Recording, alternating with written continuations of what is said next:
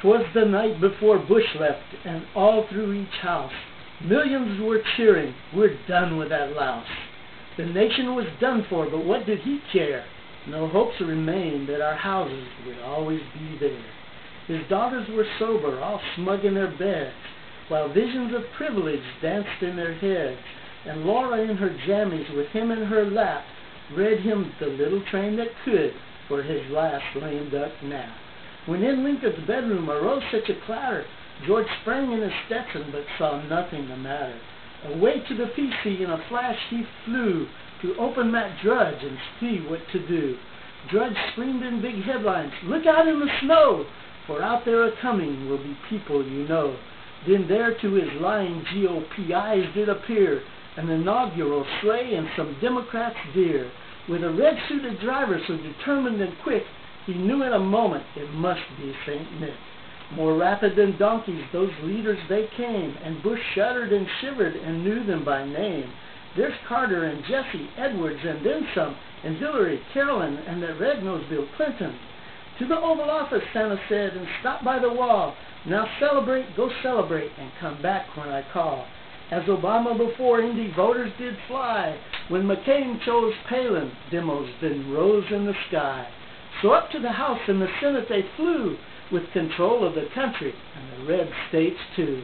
And then in an inkling Bush heard on the roof Santa Claus coming to get that dumb little goof. Bush drew in his big ears and was running for town when St. Nicholas tackled him in one single bound. He was dressed all in rags from his head to his foot. He'd lost all in the stock crash but ashes and soot. He held no presents but a big empty sack, said, "Don't bother to struggle, I'm taking you back." His eyes were tired, he looked kind of scary. He said 8 years was too much, now make us all merry. His hard little fists were drawn up like a bow. He said, "Now get in the bag and don't be slow. For I've come a long way as only I can to give one last late gift to all true Americans." He had a gaunt look and no more a round belly. He'd been living on food stamps and a little peach jelly. He was lean, mean, and pumped and looked ready to fight. George jumped in the bag quickly and Santa pulled it up tight. A wink of his eye, then to all Santa said, "Soon as he's gone, you'll have a lot less to dread." Then spoke not a word but went straight to his work, returning to Texas that incredible twerk. "Mission accomplished," he said to his nose, and giving thumbs up the chimney he rose. He sprang to his sleigh and gave Bill a whistle, and away they all flew like an IBM missile.